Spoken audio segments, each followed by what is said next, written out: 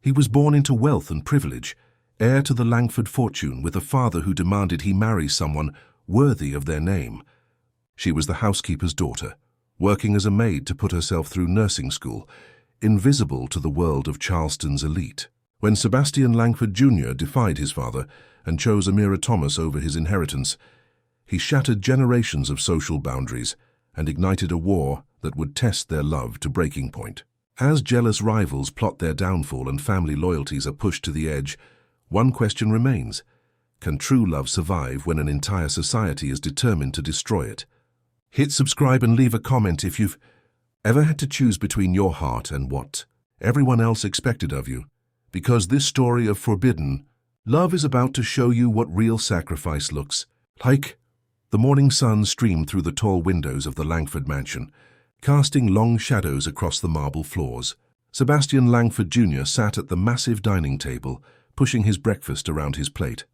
At 27, he was handsome with dark hair and the kind of face that appeared in society magazines.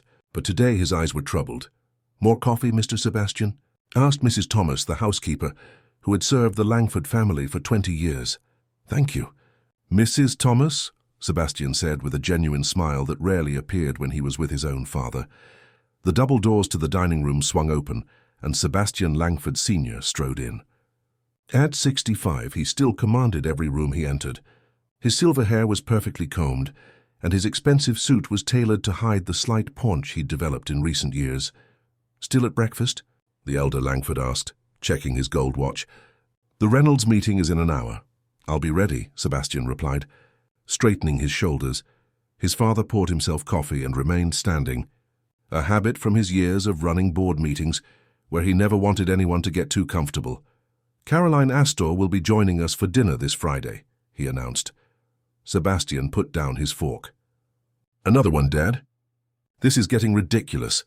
"What's ridiculous is that you're nearly 30 with no prospects for marriage," his father snapped. "The Langford name needs to continue." "Your mother would have wanted—" "Don't," Sebastian warned. "Don't use Mom to manipulate me." The mention of his late mother hung in the air between them. She had passed away 2 years ago after a battle with cancer, and the house had felt empty ever since. Sebastian Sr. had grown colder, more focused on business, more obsessed with legacy. "It's not manipulation, it's fact," his father continued. "She wanted grandchildren. She wanted to see the Langford name carried on with pride." Sebastian pushed away from the table. "I have to get ready for the meeting." As he left, Mrs. Thomas quietly cleared the dishes. She had witnessed this same conversation play out in different forms for weeks now. Mr. Langford Sr. had a list of eligible women, all from wealthy Southern families, all with the right connections, and he was determined to see his son married to one of them. Later that day, as Sebastian returned from the office, he loosened his tie and headed straight for the garden. It was the only place in the massive estate where he felt he could breathe. His mother had designed it herself, and sometimes when he sat among the roses he felt closer to her. He didn't notice someone was already there until he heard soft humming.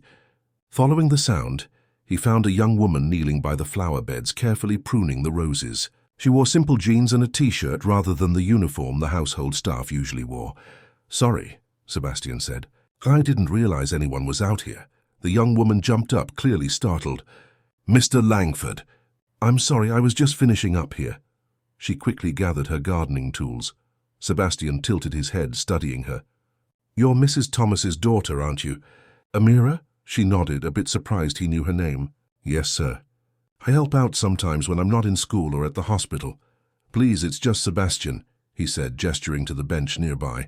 "And don't leave on my account. The garden's big enough for both of us." Amira hesitated, but then sat down on the edge of the bench. At 25, she had her mother's warm brown eyes and gentle manner, but there was also a quiet confidence about her. "My mother mentioned you're in nursing school," Sebastian said. "Final year," Amira nodded. "I work at Charleston Memorial on weekends." "That's impressive," Sebastian said, genuinely interested. It was refreshing to talk to someone who wasn't trying to impress him or get something from him. "It's just hard work," she shrugged. "Nothing like running a business empire." Sebastian laughed, but there was little humor in it. "Trust me, nursing sick people takes more heart than most of what happens in those boardrooms." They fell into an easy conversation as the sun began to set. Amira told him about her patients and her studies. Sebastian found himself sharing his frustrations with the family business, how he wanted to use their wealth to help people rather than just accumulate more property. "My father doesn't understand," Sebastian said. "Since Mum died, all he cares about is the Langford name and making more money." "Grief affects people differently," Amira said softly. "My dad passed when I was 15. Mom threw herself into her work too." Sebastian studied her face. "How did you deal with it?" "I decided to become a nurse," she said simply. "Turn something sad into something helpful." The dinner bell rang from inside the house, interrupting their conversation. Amira stood quickly, suddenly aware of how long they'd been talking. "I should go help Mom with dinner service," she said. Sebastian nodded, strangely reluctant to end their conversation. "It was nice talking with you, Amira." "You too." "Mr. Lang, Sebastian," she corrected herself with a small smile before hurrying back to the house. Sebastian watched her go, realizing it was the first genuine conversation he'd had in months. Inside the mansion, Sebastian Sr. was already seated at the head of the dining table. "You look flushed," he commented as his son took his seat. "Out in the sun too long?" "Just getting some fresh air," Sebastian replied, accepting the glass of wine the butler poured. "Well, I have good news," his father announced. "I've arranged for all 5 of the women I've selected to attend the charity gala next month. You'll have a chance to meet each one in a social setting." Sebastian gripped his wine glass tighter. "Dad, this has to stop. I'm not going to marry someone just because she comes from the right family or has the right connections." "Then what exactly are you looking for?" his father demanded. "Someone unsuitable. Someone who doesn't understand our world, our responsibilities." "I'm looking for someone real," Sebastian said firmly. "Someone who sees me, not the Langford fortune." His father laughed coldly. "You sound like a character in one of those romance novels your mother used to read. This is real life, son. Marriage at our level is about alliances, about strengthening family positions. Maybe for you," Sebastian pushed his chair back, "but not for me." The next morning, Sebastian found himself wandering toward the library earlier than usual. He told himself he was looking for a book, but he knew the real reason. Amira usually dusted the library first thing. Sure enough, she was there, carefully cleaning the spines of leather-bound first editions. She wore the formal uniform today, a simple black dress with a white apron, but somehow managed to make it look elegant. "Good morning," Sebastian said. Amira turned, looking surprised. "Good morning. You're up early?" "Couldn't sleep," he admitted. "Too many thoughts." She nodded understandingly and returned to her dusting. Sebastian pretended to browse the shelves but kept stealing glances her way. There was something so calming about her presence. "Would it be completely inappropriate if I asked you to have coffee with me sometime?" Sebastian blurted out before he could stop himself. "Outside the house, I mean." Amira froze, the duster still in her hand. "Mr. Langford." "Sebastian," he corrected gently. "Sebastian," she said, her voice soft but firm. "That would be more than inappropriate." "It would be impossible? Why?" he asked, though he knew the answer. She gave him a look that suggested he was being deliberately obtuse. "You're Sebastian Langford, Jr. I'm the housekeeper's daughter who cleans your library." "And," he challenged. "And your father would fire my mother in a heartbeat," she said plainly. "This isn't a fairy tale. This is Charleston, South Carolina, and some lines don't get crossed." Sebastian stepped closer. "I don't care about those lines." "Then you're very privileged," Amira said, not unkindly. "Some of us don't have the luxury of ignoring reality." Before Sebastian could respond, the library door opened and his father walked in. Sebastian Sr. looked between them, his eyes narrowing slightly. "Amira, isn't it? I believe your mother needs help in the kitchen," he said coolly. "Yes, sir, Mr. Langford," Amira said, immediately reverting to the perfect staff member. She kept her eyes down as she left the room. Once she was gone, Sebastian Sr. turned to his son. "I hope you're not getting any foolish ideas, son." "What do you mean?" Sebastian asked, trying to sound casual. "Don't play dumb with me," his father said sharply. "I saw the way you were looking at that girl. She works for us. Her mother works for us. That's where it ends. She's a nursing student, Dad. She's smart and kind and not suitable for a Langford," his father cut him off. End of discussion. But it wasn't the end, not for Sebastian. Over the next few weeks, he found reasons to be in whatever room Amira was working in. They spoke in brief stolen moments, about books she was studying, about patients she'd helped, about his ideas for charitable foundations. Each conversation only made Sebastian more certain. Amira was different from anyone he'd ever known. She didn't care about his money or his name. In fact, she seemed determined to keep her distance because of them. Meanwhile, his father's parade of potential brides continued. Every weekend, another perfectly polished society woman arrived at the Langford estate. They all smiled the same way, laughed at the same jokes, and looked at Sebastian with the same calculating gaze that measured his worth in dollars and status. After a particularly painful dinner with Catherine Beaumont, the daughter of a banking executive who spent the entire evening discussing which European cities had the best shopping, Sebastian escaped to the kitchen. The staff had gone home for the night, except for Mrs. Thomas, who was preparing breakfast items for the morning. "Rough evening, Mr. Sebastian?" she asked kindly. "That obvious?" he asked with a rueful smile. "Let me fix you some real food," she offered, knowing he'd barely touched his dinner. Those fancy meals never fill anyone up.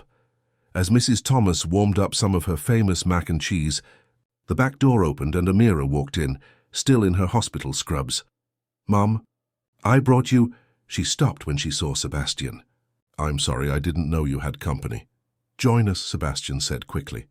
"Your mum's making her mac and cheese." Amira looked uncertain, but her mother nodded encouragingly. "Sit down, baby. You look exhausted." Too tired to argue, Amira sank into a chair at the kitchen table. Sebastian noticed the dark circles under her eyes. "Tough shift?" he asked.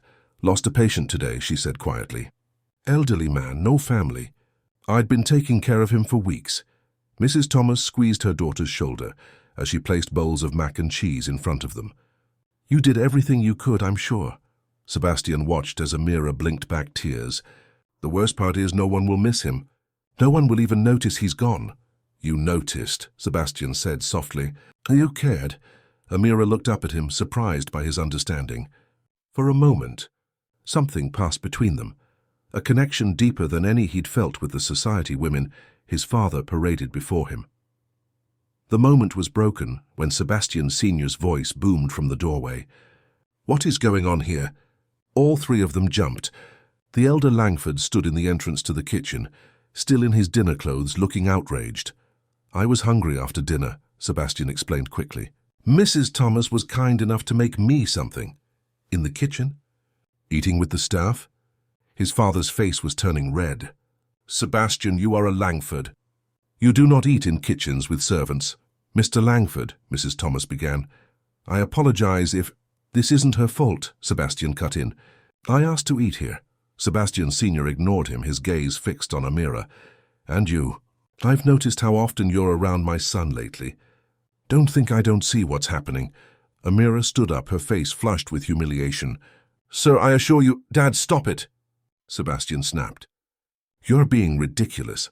"I'm being ridiculous," his father thundered. "You're the one slumming it in the kitchen with the help when you have women like Catherine Beaumont interested in you." The kitchen fell silent. Mrs. Thomas stood very still, her face carefully blank in the way of someone who had weathered many such storms in her years of service. Amira's chin lifted slightly. "I should go," she said with quiet dignity. "Thank you for the meal." "Mom." She headed for the back door. "Amira, wait," Sebastian called. But she was already gone. Sebastian Sr. turned to Mrs. Thomas. "I apologize for speaking harshly in front of you, Evelyn. You've been with us many years. But surely you understand this," he gestured to the kitchen scene, "isn't appropriate." "Yes, sir," Mrs. Thomas said quietly. "It won't happen again." "Good," he nodded sharply. "Sebastian, I'll see you in my study. Now." After his father left, Sebastian turned to Mrs. Thomas. "I'm so sorry," he said, genuinely distressed. "I never meant to cause trouble for you or Amira." Mrs. Thomas studied him for a long moment. "Mr. Sebastian, my daughter has worked very hard to get where she is. Please don't make things more difficult for her." Her words hit Sebastian like a punch to the gut. He nodded slowly. "I understand." In his father's study, Sebastian faced the full force of Sebastian Sr.'s anger. "I've arranged 5 perfectly suitable matches for you, and instead I find you making eyes at the maid." "She's not a maid," Sebastian said through gritted teeth. "She's a nursing student who helps her mother sometimes. And her name is Amira. I don't care if she's Florence Nightingale herself, his father snapped. She is not for you. The Langford name has meant something in this town for generations. I will not have you throw it away on some girl. Sebastian took a deep breath. What if I told you I care about her? That she's the only real person I've met in years? His father's face softened slightly, but his eyes remained hard. Son, these flings happen.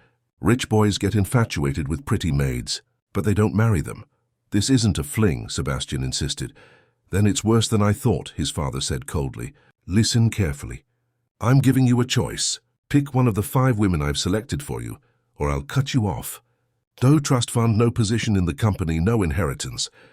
You'll be on your own with nothing but your name, which frankly you won't deserve to keep either.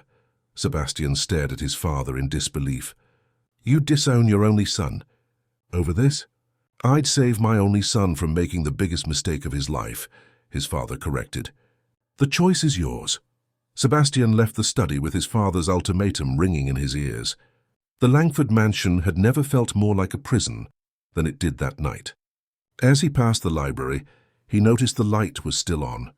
Curious, he pushed the door open. Amira was there, gathering her nursing textbooks that she'd apparently left behind. She looked up when he entered, her expression guarded. Amira, he said, stepping toward her. I'm so sorry about what happened. It's fine, she said, but her voice was distant. Your father is right. I shouldn't be here like this. No, he's wrong, Sebastian insisted. There's nothing wrong with us talking, with us being friends. Amira gave him a sad smile. Friends? Is that what you think we are? We could be more, he said quietly. If you'd give us a chance. She shook her head. Sebastian, look around you. This house, your world, it's not made for people like me. And my world isn't made for people like you. I don't care about any of that, he said, moving closer. I care about you. About the way you see the world, the way you help people, the way you make me feel like I can be better than all this. For a moment, he thought he saw something flicker in her eyes, a reflection of his own feelings. But then she gathered her books more tightly against her chest. I can't risk my mother's job, she said firmly, and I won't be the reason you lose your family. What if that's my choice to make? Sebastian asked. Then make it wisely, Amira replied. She walked past him to the door but paused before leaving. For what it's worth, I think you deserve someone who sees you for who you really are. Not for your money or your name, but for your heart. With that, she was gone, leaving Sebastian alone in the library with a decision that would change everything. The next morning, Sebastian woke up with a clarity he hadn't felt in years. He dressed carefully and went to find his father, who was having breakfast on the terrace. Good, you're up, Sebastian Sr. said as his son took a seat. I've been thinking about our conversation. Perhaps I was too harsh. You don't need to decide immediately. Take some time, meet all 5 women, and then make your choice. Sebastian placed his napkin in his lap and looked his father in the eye. I've already made my choice, Dad. His father's face brightened. Excellent. Which one? Catherine has the best connections, but Elizabeth's family has that nice property in Savannah that would make a good investment. I choose Amira, Sebastian said calmly. The color drained from his father's face. What did you say? You told me to pick a woman to marry, Sebastian said, his voice steady despite his racing heart. I choose Amira Thomas. His father slammed his fist on the table, making the china rattle. This is not a game, Sebastian. I was very clear about the consequences. Yes, you were, Sebastian agreed. And I've made my decision anyway. Sebastian Sr. stood up, his face contorted with anger. You would throw away everything, your birthright, your future, for a maid. For the woman I love, Sebastian corrected. And yes, I would, because none of this means anything if I can't be true to myself, to what Mom taught me about following my heart. Don't you dare bring your mother into this, his father hissed. She would be devastated to see you throw away your future like this. No, Sebastian said with quiet certainty. She would have loved Amira, because Mom could see people's hearts, not just their bank accounts. His father's jaw worked as he struggled to control his temper. Get out, he finally said. Pack your things and get out of my house by sundown, and don't expect a penny from me ever again. Sebastian stood up. I'll go now. But Dad, when you're ready to talk, really talk, I'll be there. As Sebastian left the terrace, he felt a strange mixture of terror and freedom. He had just given up everything he had ever known for the chance at something real. What he didn't know was that Amira, who had been delivering fresh towels to the guest room adjacent to the terrace, had heard everything. Sebastian's hands shook as he packed his clothes into a suitcase. The enormity of what he had just done was starting to sink in. For the first time in his 27 years, he would be on his own. No family money, no family connections, no family home. A soft knock on his bedroom door made him look up. Mrs. Thomas stood there, her face etched with concern. "Mr. Sebastian, is it true? Are you really leaving?" Sebastian nodded. "I'm afraid so, Mrs. Thomas. My father and I had a disagreement." She stepped into the room, closing the door behind her. "Amira told me what happened. She heard everything." Sebastian froze. "She did?" "Yes," Mrs. Thomas said quietly. "She came to me in tears, saying she was going to quit, so you wouldn't lose your family over her. Where is she now?" Sebastian asked urgently. "In our quarters, packing her things," Mrs. Thomas replied. "I tried to talk her out of it, but she's determined." Sebastian abandoned his suitcase and hurried down the back stairs that led to the staff quarters. He had rarely been in this part of the house, and the contrast to his own spacious suite was stark. The hallway was narrow, the ceiling low, and the doors close together. He knocked on the door marked Thomas, and after a moment, Amira opened it. Her eyes were red-rimmed from crying. "Sebastian," she said, surprised. "You shouldn't be down here." "I hear you're planning to quit," he said without preamble. She nodded. "It's for the best." "Your father has already kicked me out," Sebastian finished for her. "So you quitting won't change anything?" Amira's eyes widened. "He really did it? But this is your home." "Not anymore." Sebastian leaned against the doorframe. "I meant what I said out there, Amira. I choose you." She shook her head in disbelief. "You don't even know me that well." "I know enough," he insisted. "I know you're kind and smart and brave. I know you make me laugh and think and feel alive in a way I never have before. I know I want the chance to see where this could go, without my father's money or name hanging over us." Amira looked at him skeptically. "You've never lived without money, Sebastian. You have no idea what it's like." "Then teach me," he said simply. Before she could respond, Mrs. Thomas appeared behind Sebastian. "Mr. Langford is asking for both of you in his study," she said, her face grim. "Immediately." Sebastian and Amira exchanged worried looks, but followed Mrs. Thomas upstairs.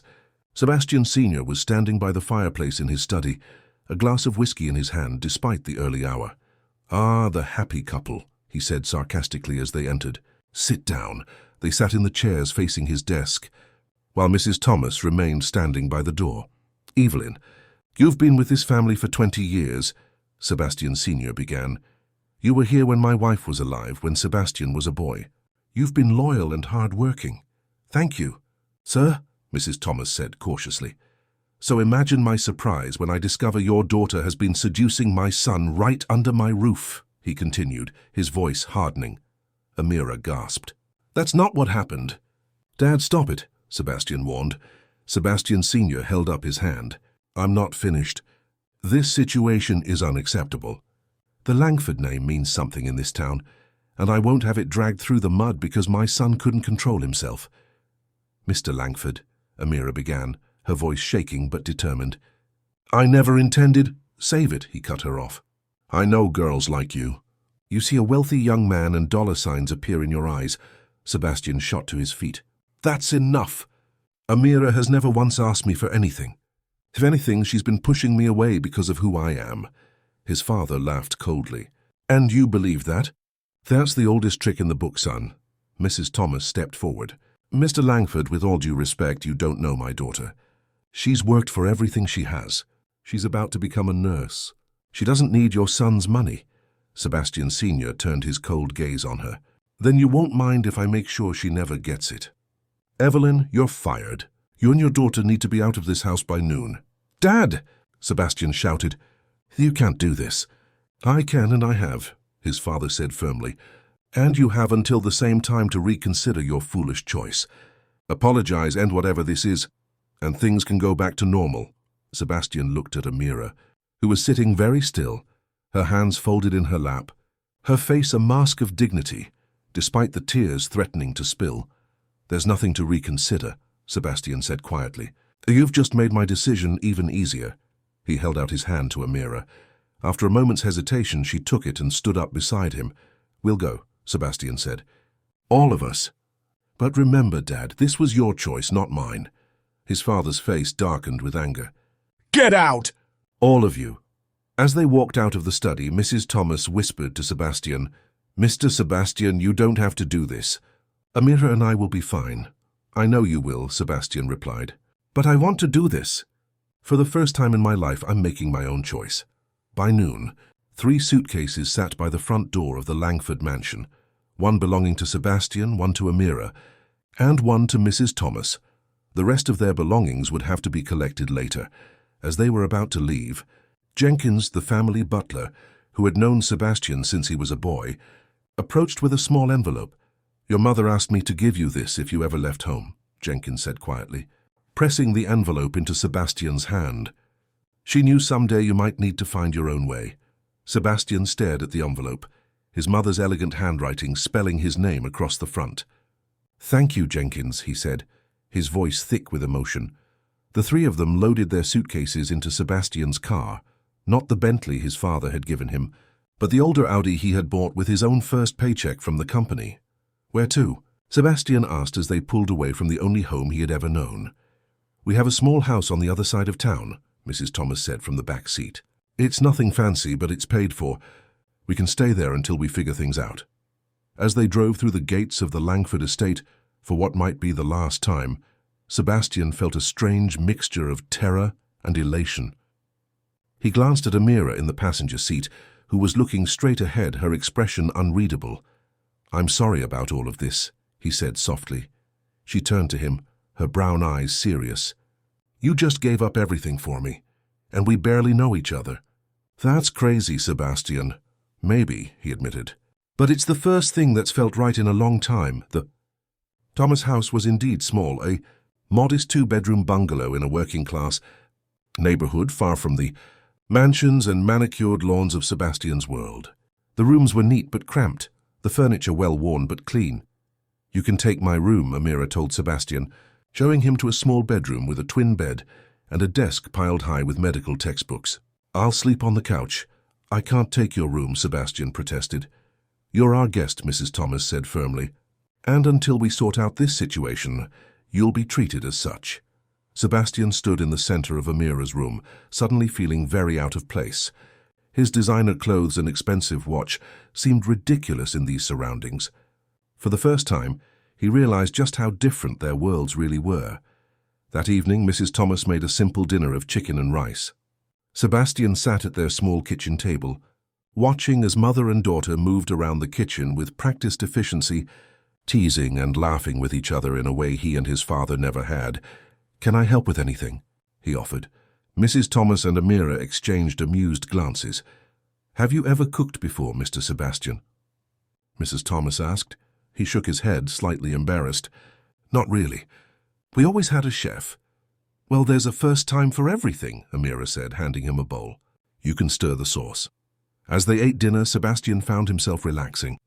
The food was simple but delicious, and the conversation flowed easily. There were no discussions of business deals or society gossip. Just talk about neighbors and Amira's studies and a funny story Mrs. Thomas told about a mix-up with the grocery delivery.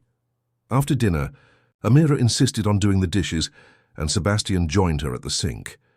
"You don't have to do that," she said as he picked up a dish towel. "I want to learn," he replied. "Besides, I should earn my keep around here." She gave him a sidelong glance. "Sebastian, what's your plan?" "You can't stay here forever," he sighed. "Honestly, I don't know. I've never had to make a plan before. Everything was always mapped out for me. The right schools, the right job, the right wife, and now?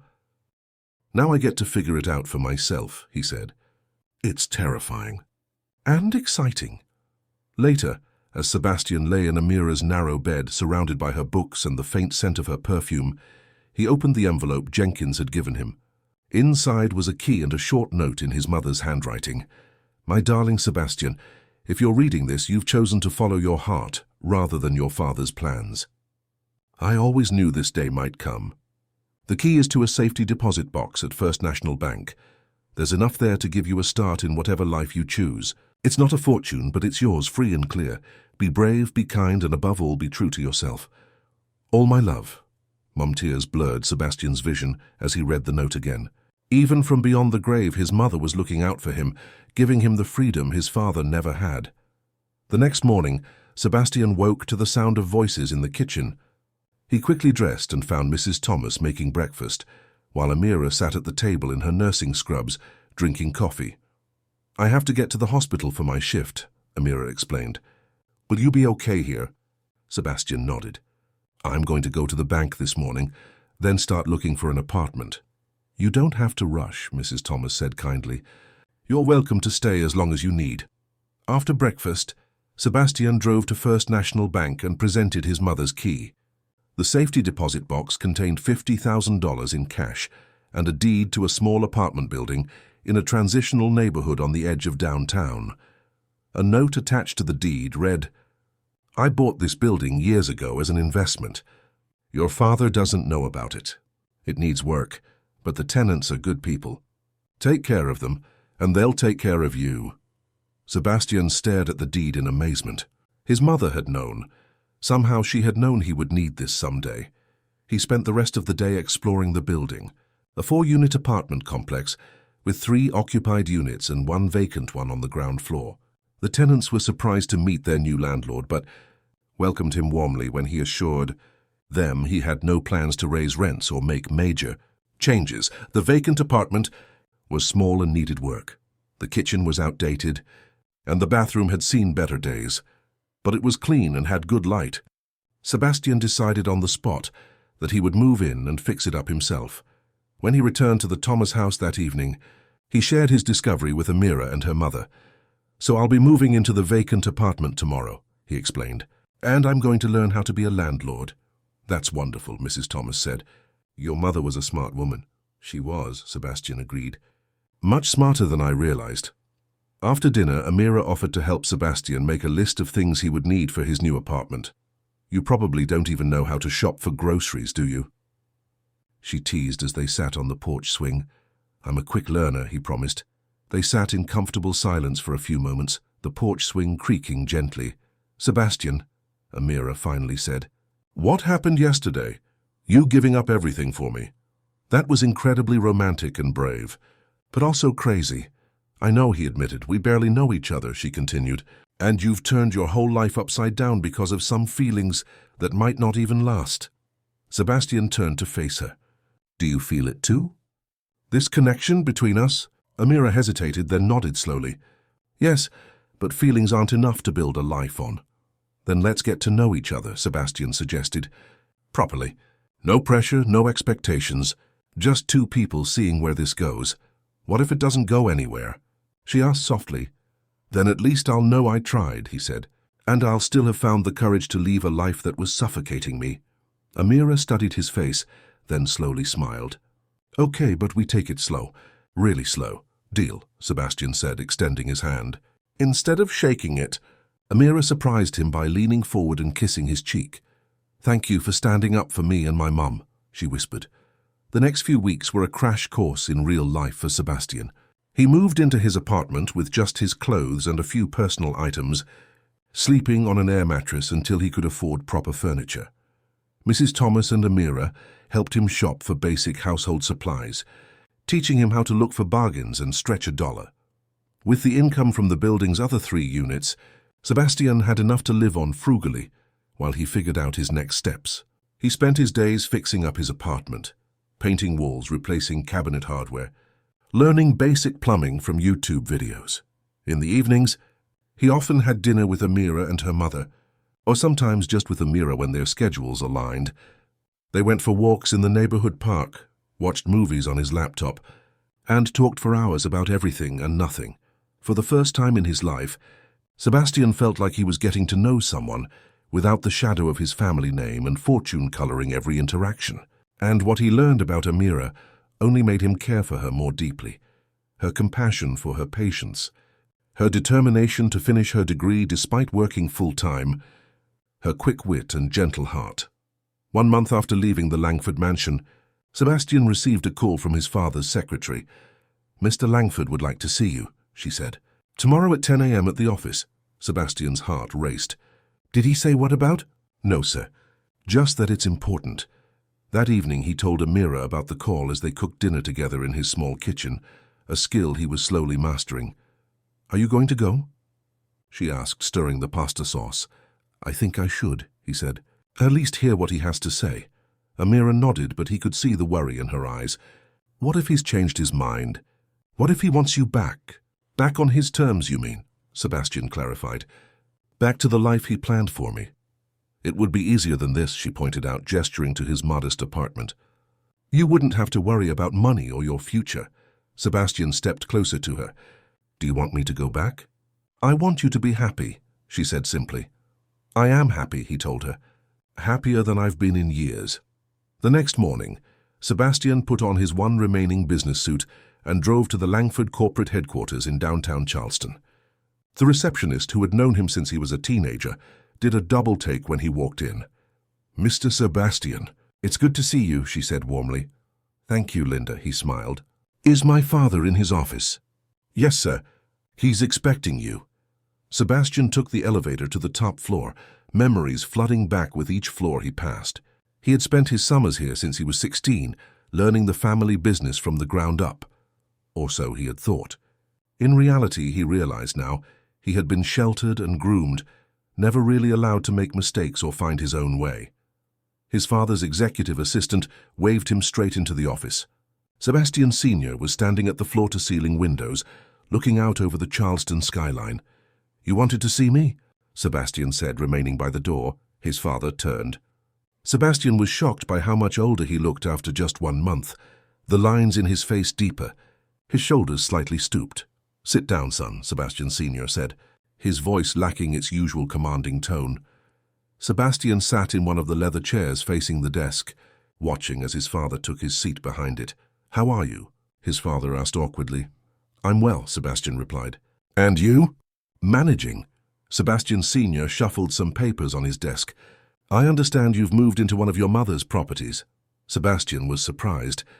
"You knew about that?" "Of course I knew," his father said with a hint of his old sharpness. "I know everything that goes on in this town. Just as I know you've been playing handyman and collecting rent checks like some kind of janitor." Sebastian felt his temper rising, but kept his voice even. "Is that why you called me here? To insult me?" His father sighed. "No. I called you here because the board is concerned about the future of the company. Your departure has created uncertainty. I'm sure you told them I'm just going through a phase," Sebastian said dryly. "Is that what this is?" his father asked, a hint of hope in his voice. "A phase?" Sebastian shook his head. "No, it's my life now." Sebastian Sr. leaned forward. "Son, whatever point you're trying to make, you've made it. It's time to come home." "The Thomas girl—" "Amira," Sebastian corrected firmly. "Amira," his father continued with obvious effort, "can remain in your life if you insist, but discreetly." On the side, Sebastian stood up disgusted. "Is that what you think this is about? Some affair I want to have? Amira isn't a toy or a mistress. She's the woman I love." "Love?" His father scoffed. "You barely know her." "I know her better after 1 month than I know any of the women you tried to set me up with," Sebastian shot back. Sebastian Sr.'s face hardened. "Fine, have your fling. But don't throw away your birthright for it. The company needs you." "I need you." For a moment, Sebastian wavered. Despite everything, this was his father asking for his help. "What exactly are you proposing?" he asked cautiously. "Come back to the company," his father said. "Resume your position. Move back to the house if you want, or keep your apartment. I won't interfere in your personal life anymore. And Amira, her mother—" His father waved a hand dismissively. "I'll find Evelyn another position if she wants it. As for the girl, as I said, what you do in your private time is your business." Sebastian sat back down, considering. "And the marriage ultimatum?" "We can revisit that later," his father hedged. "For now, let's just get you back where you belong." Sebastian looked around the opulent office, remembering how much he had once wanted to sit in his father's chair to carry on the Langford legacy. A part of him still wanted it. "I have conditions," he said finally. His father's eyebrows rose. "Oh?" "First, Evelyn Thomas is reinstated as head housekeeper, with a raise and an apology from you in person. His father's jaw tightened, but he nodded. Fine. Second, I want to establish a charitable foundation using 10% of the company's annual profits. I'll run it, focusing on healthcare access for underserved communities. That's a lot of money. Sebastian, his father protested. It's non-negotiable, Sebastian said firmly. After a moment, his father nodded again. What else? Finally, Sebastian said, you will treat Amira with respect. Not tolerance, not politeness, but genuine respect. She will be welcomed in our home and at company events as my guest. And you will make an effort to get to know her as a person, not just as the help. His father was silent for a long moment. You really care about this girl, don't you? I love her, Sebastian said simply. And if you can't accept that, then there's nothing more to discuss. Sebastian Sr. stood and walked to the window again, his back to his son. The foundation will require board approval. 10% is too much to start with. We'll begin at 5 and revisit in a year. Sebastian smiled slightly. His father was negotiating, which meant he was taking this seriously. 7%, Sebastian countered. And I want it in writing. 5 to start, with guaranteed increases of 1% each year for the next 3 years, his father offered. In writing. Deal, Sebastian said. And the other conditions? His father turned back to face him.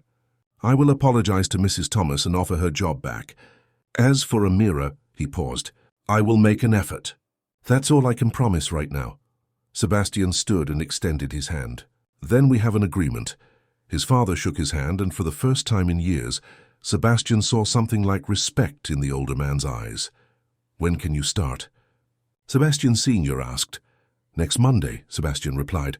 I have some things to finish up at the apartment building first. As Sebastian left the office, he felt both triumph and trepidation. He had stood his ground and won concessions he never would have dreamed possible a month ago. But he also knew his father well enough to know this wasn't the end of the battle. That evening, he told Amira about the meeting over dinner at her mother's house. So you're going back, she said when he had finished explaining the deal. Yes, but on my terms, Sebastian emphasized. And with you by my side if you'll have me. Amira set down her fork. Sebastian, your father will never truly accept me. You know that. He'll learn to, Sebastian insisted, once he gets to know you. People like your father don't change easily, Mrs. Thomas said gently from across the table. I've worked for men like him my whole life. Sebastian looked between the two women. So you think I shouldn't take the deal? Give up the chance to do real good with the foundation? No, Amira said thoughtfully. I think you should take it. Use the Langford resources to help people. But don't expect miracles from your father. And what about us? Sebastian asked, reaching for her hand across the table. Amira squeezed his hand. We keep doing what we're doing. Getting to know each other, taking it slow. Even if my father never comes around. Sebastian pressed. Even then, she said firmly. Because this isn't about him. It's about us. Sebastian lifted her hand to his lips. Have I told you lately how amazing you are? She smiled, a blush spreading across her cheeks. Not since breakfast. Mrs. Thomas cleared her throat. I'm still in the room, you know. They all laughed, and for a moment Sebastian could almost believe everything would work out perfectly. But as he drove home that night, doubt crept in. He was walking a fine line between two worlds, and he wondered how long he could maintain that balance before something had to give. Little did he know that the real test was just beginning. Sebastian's first day back at Langford Enterprises felt strange, like putting on an old suit that no longer fit quite right. The employees greeted him with surprised smiles and curious glances. News of his falling out with his father and subsequent return had spread throughout the company. His father had given him back his old office, a corner space with floor-to-ceiling, windows and expensive furniture. But Sebastian found himself missing the simplicity of his apartment and the honest work of fixing things with his own hands. Welcome back.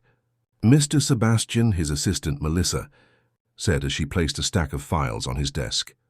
Your father has scheduled a board meeting for tomorrow morning to introduce your charitable foundation idea. Thank you. Melissa, Sebastian replied, noticing how she seemed unsure how to treat him now. And please, it's just Sebastian, like always. She smiled, relieved. You'll find the quarterly reports in these files. A lot has happened in the month you were away. As Sebastian reviewed the reports, he realized his father had made several aggressive moves in his absence, acquiring a smaller competitor, cutting the employee healthcare plan to save costs, and investing heavily in a new development that would replace low-income housing with luxury condos. Just before lunch, his father appeared at his door. "Getting settled in?" Sebastian Sr. asked, looking around the office with satisfaction. "Yes," Sebastian said, holding up the reports. "I see you've been busy while I was gone." "Business doesn't stop for family drama," his father replied dismissively. "The Harbor Heights development is going to be our most profitable project in years." "By displacing 50 families who have nowhere else to go," Sebastian pointed out. His father's eyes narrowed. "Those buildings are falling apart. We're doing the city a favor by redeveloping that area, without providing affordable alternatives," Sebastian countered. "This isn't what we do, Dad. Langford has always balanced profit with community responsibility." "Times change," his father said flatly. "And speaking of change, I've kept my part of our bargain. Mrs. Thomas has been reinstated with a raise, though she insists on keeping her house rather than moving back into the staff quarters. I'm not surprised," Sebastian smiled. "She's found her independence too." A flash of irritation crossed his father's face. "Yes, well, the board meeting is at 9 tomorrow. Be prepared to defend your foundation idea. 7% is a lot of money to redirect from shareholder profits." After his father left, Sebastian called Amira. "How's your day going?" he asked when she answered. "Busy," she replied. He could hear the sounds of the hospital in the background. "2 patients coded this morning, but we got them both back. How's the corporate world treating you?" "Like I'm a stranger who happens to look like the boss's son," Sebastian said, leaning back in his chair. "Dad's been making some changes I don't agree with. Are you surprised?" Amira asked gently. "No, I guess not," Sebastian admitted. "Listen, there's a charity gala on Friday night for the hospital. Will you come with me?" There was a pause. "As your date? In front of all of Charleston society?" "Yes," Sebastian said firmly. "It's time everyone met the woman I love." Another pause. "I don't have anything to wear to something like that." "We'll find you something," he promised. "Please, Amira. I don't want to hide you or us." "Okay," she finally agreed. "But don't expect me to know which fork to use." Sebastian laughed. "I'll give you a crash course in unnecessary silverware." That evening, Sebastian went to the Langford mansion to see Mrs. Thomas. The house felt different now, colder somehow, despite the familiar surroundings. Mr. Sebastian, Mrs. Thomas greeted him warmly in the kitchen. "It's good to see you here again. How is it being back?" he asked, accepting the cup of coffee she offered. "Strange," she admitted, sitting across from him at the kitchen table. "Your father has been polite. Not friendly, but not hostile either. He apologized as promised." "Good," Sebastian nodded. "I wanted to talk to you about something. I've invited Amira to the hospital gala on Friday." Mrs. Thomas's eyes widened. "That's a big step." "It is," Sebastian agreed. "And she's worried about what to wear. I thought maybe you could help her." "Of course," Mrs. Thomas said immediately. "But those designer gowns cost thousands of dollars, Mr. Sebastian." Sebastian smiled. "I've already thought of that. My mother's closet is still untouched. She and Amira are about the same size." Mrs. Thomas considered this. "Your father might not like that." "My father agreed to respect Amira," Sebastian reminded her. "And my mother would have loved to see her dresses worn again, especially for a good cause." The next morning, Sebastian presented his foundation proposal to the board. He had spent most of the night preparing, crafting a presentation that highlighted both the community benefits and the positive publicity for Langford Enterprises. "Gentlemen, and ladies," he began, nodding to the 2 women on the 12-person board, "Langford has always been more than just a business. It's been a cornerstone of this community for 3 generations. The Langford Charitable Foundation will continue that tradition while addressing critical needs in healthcare access." As he spoke, Sebastian could see his father watching him carefully. The older Langford's face was unreadable, but there was something in his eyes. Was it pride? Concern? Both? When Sebastian finished, Harold Whitaker, the longest-serving board member and his father's close friend, spoke up. "This is all very admirable, Sebastian, but 7% is excessive. 2% is more standard for corporate giving. 2% is a tax write-off." Sebastian countered. 7% is a commitment to real change. What's gotten into you, boy? Harold asked bluntly. You used to understand business. I understand it better now, Sebastian said, meeting the older man's gaze. A business that enriches itself while ignoring its community isn't sustainable. My foundation will help the people who work for us, buy from us, and live in the neighborhoods we build in. And this sudden interest in healthcare access, another board member, Richard Cooper, chimed in. Would that have anything to do with your involvement with a certain nursing student? The room fell silent. Sebastian felt his face flush with anger, but kept his voice steady. My personal life is not the topic of discussion today, Mr. Cooper. But yes, Amira Thomas has helped me see the critical gaps in our healthcare system, gaps that affect thousands of people in Charleston. To Sebastian's surprise, his father stood up. My son's personal choices are his own, Sebastian Sr. said firmly. We're here to discuss a business proposal, not to gossip like school children. Sebastian shot his father a grateful look before continuing. The foundation will start with healthcare, but expand to education and affordable housing initiatives, all causes that strengthen our community, and by extension, our business. After further discussion and some compromise, the foundation would start at 5% as agreed. With a detailed plan for the incremental increases, the board approved the proposal with only 2 opposing votes. As the meeting adjourned, Sebastian's father lingered behind. Well done, he said simply. Thank you, Sebastian replied, surprised by the compliment. For the support in there, his father shrugged. The foundation is a good idea. Your mother would have approved. He paused, then added, Cooper was out of line. I'll speak to him. I can fight my own battles, Sebastian said. I know, his father acknowledged, but some battles shouldn't have to be fought at all. It was the closest thing to approval his father had offered since Sebastian's return, and though it was small, it felt significant. Friday evening arrived, and Sebastian waited nervously in the foyer of the mansion. His father had gone ahead to the gala, a small mercy that would allow Sebastian and Amira to make their entrance without his immediate scrutiny. When Amira appeared at the top of the grand staircase, Sebastian's breath caught. She wore a deep blue gown that had been one of his mother's favorites, the silk flowing around her like water. Her hair was swept up, revealing the elegant line of her neck. And she wore only simple pearl earrings as jewelry. You look incredible, Sebastian said as she descended the stairs.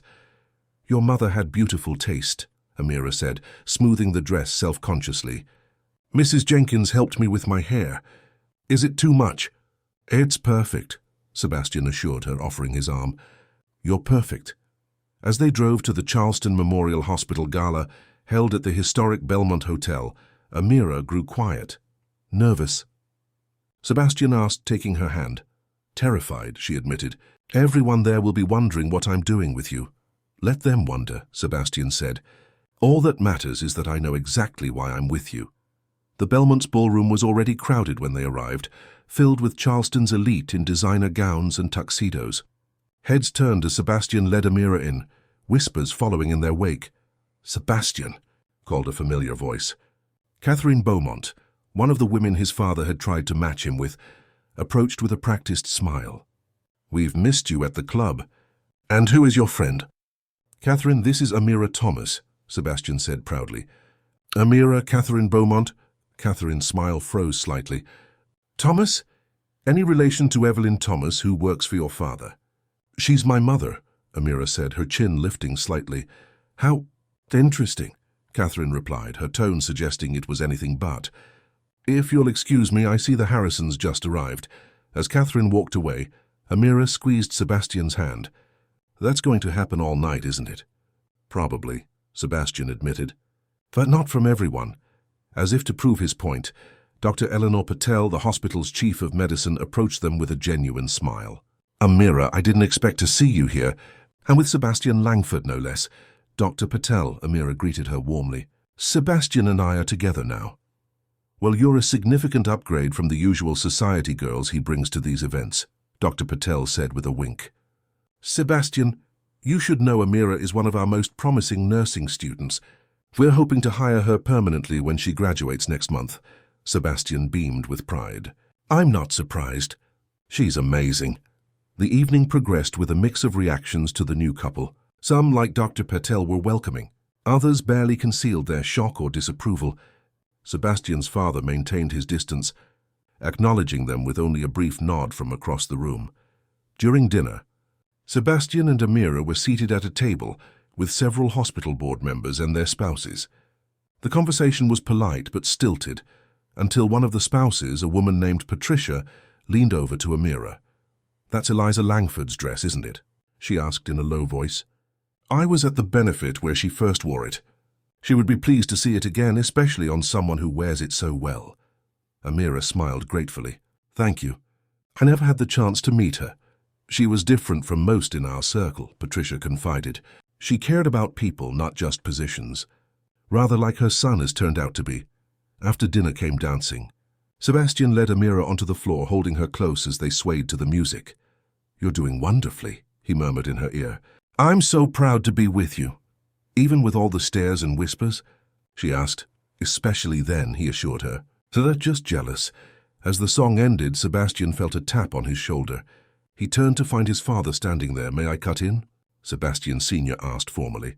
Sebastian looked at Amira, who nodded nervously. He stepped back, allowing his father to take his place. From the edge of the dance floor, Sebastian watched as his father led Amira in a perfect waltz. They appeared to be talking, though he couldn't hear what they were saying. Amira's face was serious, and his father's back was to him. When the dance ended, his father escorted Amira back to Sebastian with a formal nod, before walking away without a word. "What was that about?" Sebastian asked as they moved to a quiet corner. "What did he say to you?" Amira took a deep breath. "He asked about my plans after graduation. I told him I hoped to work in pediatrics at Memorial. Then he asked if I love you." Sebastian's heart raced. "And what did you say?" "I told him that I do," Amira said softly. "That I love you not for your name or your money, but for your heart. For the man who gave up everything for someone he barely knew because it was the right thing to do." Sebastian pulled her close. "I love you too. More than I can say. There's more," Amira continued. "He said he's watching me. That if I hurt you, or if he finds out I'm after your money, there will be consequences." Sebastian pulled back, anger flashing in his eyes. "He threatened you?" "At a public event?" "No, it wasn't like that," Amira said quickly. I think it was his way of saying he cares about you. That he's trying to protect you the only way he knows how. By insulting the woman I love." Sebastian shook his head. "I'm going to talk to him right now." Amira caught his arm. "No, please, let it go. This night is too important to end in an argument." Reluctantly, Sebastian agreed, but the encounter had cast a shadow over what had been a magical evening. As they were preparing to leave, Dr. Patel approached them again. "Amira, could I speak with you for a moment?" "Hospital business." Sebastian waited by the door while Amira and Dr. Patel spoke in hushed tones. When Amira returned, her expression was troubled. "What is it?" Sebastian asked as they walked to his car. "Dr. Patel offered me a position in the hospital's new pediatric center," Amira said slowly. "It's an amazing opportunity. Higher pay, specialized training." "That's wonderful," Sebastian exclaimed. "Why don't you look happy about it?" Amira waited until they were in the car before answering. "Because the center is in Boston. They want me to move there for a year of training before coming back to head the pediatric nursing team here." Sebastian felt like the air had been knocked out of him. "Boston for a year? It's a once-in-a-lifetime opportunity," Amira said, though she didn't sound convinced herself. "The kind of specialized training I could never get here. When would you have to go?" Sebastian asked, his hands tight on the steering wheel. "After graduation. So about 6 weeks from now." They drove in silence for several minutes, both lost in thought. Finally, Sebastian spoke. "How you have to take it?" "What?" Amira turned to him in surprise. "It's your dream," Sebastian said simply. "To help children. To be the best nurse you can be. I can't ask you to give that up." "But what about us?" Amira asked, her voice small. "A year is a long time." Sebastian reached for her hand. "We'll make it work. I'll visit whenever I can. We'll talk every day. And when you come back, we'll be together for good. You'd wait for me?" Amira asked. "I'd wait forever if I had to," Sebastian promised. When they arrived at Amira's house, Sebastian walked her to the door. Under the porch light, her eyes shimmered with unshed tears. "I haven't said yes yet," she told him. I told Dr. Patel I needed to think about it. Don't think about me, Sebastian said. Think about what's right for you, for your career. You're part of what's right for me, Amira insisted. I can't just set that aside. Sebastian kissed her gently. Whatever you decide, I'm with you. All the way. The next morning, Sebastian woke to a call from his father. We need to talk, Sebastian Sr. said without preamble. Come to the house for lunch. Is this about last night? Sebastian asked. Because if you're going to say anything negative about Amira, just come to lunch, his father interrupted. 1 o'clock. At precisely 1, Sebastian arrived at the mansion. Mrs. Thomas let him in with a smile that seemed strained. Your father is in the dining room, she said, not meeting his eyes. Sebastian found his father seated at the long mahogany table, a place set for him at the other end. What's this about? Sebastian asked, remaining standing. Sit down, his father said. Eat something. Then we'll talk. The meal was tense and largely silent. Sebastian picked at his food while his father ate methodically, as if gathering strength for a battle. Finally, the elder Langford set down his fork. I understand Amira has been offered a position in Boston. Sebastian's head snapped up. How do you know about that? I'm on the hospital board, his father reminded him. I know about all major staffing decisions. The question is, what are you going to do about it? That's up to Amira, Sebastian said cautiously. It's her career, her decision. His father studied him for a moment. And if she goes? Then we'll have a long-distance relationship for a year, Sebastian said firmly. I'll visit, she'll visit. We'll make it work. Sebastian Sr. leaned back in his chair. Or there's another option. Which is? Sebastian asked warily. I could make a call, his father said casually. Have a similar program established here at Memorial. No need for her to leave Charleston. Sebastian stared at his father in disbelief. You would do that? For Amira? For you, his father corrected. And for the hospital. Having specialized pediatric care in Charleston would benefit many families. Sebastian shook his head slowly. No, that's not the right answer either. Why not? His father demanded. It solves the problem. Because Amira would know it wasn't earned, Sebastian explained, that you pulled strings. She'd never accept that kind of help, and I wouldn't want her to. She deserves to succeed on her own merits. His father looked genuinely confused. But why make things harder than they need to be? If I have the power to help, why not use it? Because sometimes the harder path is the right one, Sebastian said gently. That's something I've learned recently. To Sebastian's surprise, his father didn't argue further. Instead, he nodded slowly, almost thoughtfully. You really do love her, don't you? Yes, Sebastian said simply. I do. Then I hope, for your sake, she makes the decision that's best for both of you, his father said, rising from the table. Whatever that may be. As the days passed, Amira wrestled with her decision.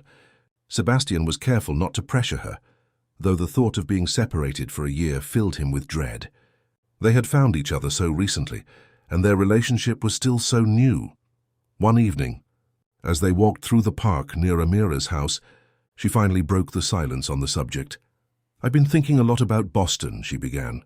Sebastian's heart sank, but he kept his expression neutral. And I've decided I'm not going, she said firmly. Amira, you can't turn down this opportunity because of me, Sebastian protested. It's your dream. No, my dream is to help children who need it, she corrected. And there are plenty of children right here in Charleston who need help. Dr. Patel says I can still be part of the program, just based here. I'll get special training through video conferences and short workshops. It won't be quite the same, but it's a compromise I can live with. Are you sure? Sebastian asked, searching her face. I don't want you to regret this. The only thing I'd regret is leaving you when we're just starting our life together, Amira said. Boston would be an adventure, but my heart is here. With you. Sebastian pulled her into his arms, relief washing over him. I was trying to be noble and supportive, but I'm so glad you're staying. I know you were, Amira laughed, leaning up to kiss him. That's one of the reasons I love you. 2 weeks later, Amira graduated from nursing school. Sebastian sat proudly in the audience alongside Mrs. Thomas, who dabbed at tears throughout the ceremony. To Sebastian's surprise, his father had also chosen to attend, sitting stiffly at the end of their row. When Amira's name was called, Sebastian and Mrs. Thomas erupted in cheers. Even Sebastian Sr. applauded politely. After the ceremony, as they waited for Amira outside the auditorium, Sebastian's father cleared his throat awkwardly. "Your mother would have enjoyed this," he said. "She always appreciated people who worked hard to achieve their goals." "Yes, she would have," Sebastian agreed, touched by the reference to his mother. When Amira appeared in her cap and gown, her face glowing with accomplishment, Sebastian rushed to embrace her, lifting her off her feet in his enthusiasm. "Congratulations." "Nurse Thomas," he said, setting her down gently. Mrs. Thomas hugged her daughter next, tears flowing freely now. "Your father would have been so proud," she whispered. To everyone's shock, Sebastian Sr. stepped forward and extended his hand formally to Amira. "Congratulations, young lady," he said. "Charleston Memorial is fortunate to have you." "Thank you, Mr. Langford," Amira replied, shaking his hand. "It means a lot that you came today." His father nodded, the barest hint of a smile touching his lips. "My son seems to think very highly of you. I'm beginning to see why. It wasn't a full acceptance, not yet, but it was a start." That night, Sebastian took Amira to dinner at Charleston's finest restaurant to celebrate her graduation. As they finished their meal, Sebastian reached into his pocket and placed a small velvet box on the table. "Sebastian," Amira gasped, her eyes wide. "What is this?" "Open it," he urged gently. With trembling fingers, Amira opened the box. Inside wasn't a ring, as she had feared, but a delicate gold key on a chain. "It's a key to my apartment," Sebastian explained. "I'm not proposing, not yet. We agreed to take things slow, and I respect that. But I wanted you to know that my home is your home whenever you're ready." Amira lifted the key from the box, tears shining in her eyes. "It's perfect," she whispered. "Thank you for understanding." "We have all the time in the world," Sebastian assured her. "I'm not going anywhere." Later that night, as Sebastian drove Amira home, they passed the Langford mansion, its windows glowing warmly in the darkness. "Do you miss it?" Amira asked quietly. "The mansion? The lifestyle?" Sebastian considered the question seriously. "Sometimes I miss the memories," he admitted. "Growing up there with my mother, the good times. But not the rest of it. Not the expectations or the pretense. Your father seems to be softening," Amira observed. "Slowly," Sebastian agreed. "Very slowly." As they pulled up to Amira's house, Sebastian noticed an unfamiliar car in the driveway. "Are you expecting someone?" Amira frowned. "No, Mom didn't mention any visitors." They entered the house to find Mrs. Thomas sitting in the living room with a well-dressed older woman Sebastian had never seen before. "Amira." "Sebastian," Mrs. Thomas said, standing quickly. "This is Margaret Langford, Sebastian's grandmother." Sebastian stared in shock. His grandmother lived in Virginia and rarely visited Charleston. She and his father had a strained relationship at best, and Sebastian hadn't seen her in years. "Grandmother," he said, recovering enough to step forward and kiss her cheek. "This is unexpected." Margaret Langford was in her 70s but looked much younger, with the same commanding presence as her son. Her silver hair was perfectly styled, and her clothes were expensive but understated. When one's only grandson gives up his inheritance for love, it catches a woman's attention, she said dryly. I had to meet the young lady in question for myself. Amira stood frozen by Sebastian's side, clearly intimidated by this new Langford arrival. "You must be Amira," Margaret said, turning her sharp gaze on her. "Come sit beside me. Tell me about yourself." For the next hour, Margaret questioned Amira about her background, her education, her goals for the future. Unlike Sebastian's father's interrogations, however, her questions seemed born of genuine curiosity rather than judgment. "Nursing is a noble profession," Margaret commented. "My sister was a nurse during the war. Strongest woman I've ever known." As the evening wore on, Sebastian realized with growing amazement that his grandmother actually liked Amira. They discovered shared interests in gardening and classic literature, and by the time Margaret prepared to leave, they were chatting like old friends. "Walk me to my car." "Sebastian," Margaret instructed as she gathered her things. Outside, his grandmother turned to him with a serious expression. "She's lovely, Sebastian. Not at all what I expected, but lovely." "Thank you," Sebastian said sincerely. "That means a lot. Your father is being difficult about this, I presume?" she asked. Sebastian nodded. "He's trying in his way, but he can't quite let go of what he thinks a Langford should be." Margaret snorted. Your father forgot a long time ago what truly matters in life. It took your mother years to soften him, and when she died, he retreated back into that hard shell. She placed a hand on Sebastian's arm. Don't let him do the same to you, my dear. Hold on to what you found with that girl. It's rare and precious. I intend to, Sebastian assured her. But I also don't want to lose him completely. You won't, Margaret said confidently. Sebastian Sr. may be stubborn, but he loves you. He'll come around eventually. She smiled mischievously. And if he doesn't, I'll have a word with him. He may be the big man in Charleston, but he still listens to his mother when pushed. After his grandmother left, Sebastian returned inside to find Amira helping her mother clear the coffee cups. Your grandmother is amazing, Amira said. I was terrified, but she was so kind. She likes you, Sebastian said, still somewhat stunned by the realization. She doesn't like very many people. Must run in the family, Mrs. Thomas murmured with a small smile. The next day, Sebastian received a surprising call from his father. I understand my mother paid a visit to the Thomas home last night, he said, his tone carefully neutral. Yes, she did, Sebastian confirmed, wondering how his father had found out so quickly. It was unexpected. She called me this morning, Sebastian Sr. continued. She seems quite taken with your Amira. The possessive your Amira wasn't lost on Sebastian. Grandmother has good taste, he said lightly.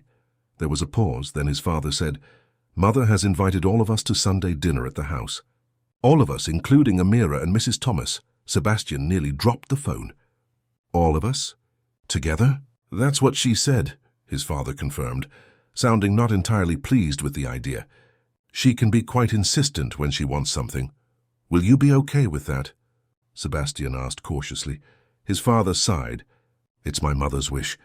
And perhaps it's time we all tried to move forward as a family. Sunday dinner at the Langford mansion was a surreal experience. Mrs. Thomas, who had served countless meals in that dining room, was now seated at the table as a guest. Amira, in a simple but elegant dress, sat beside Sebastian across from his father. And at the head of the table, Margaret Langford presided over it all with regal confidence. The conversation was stilted at first, with Sebastian and his grandmother carrying most of it.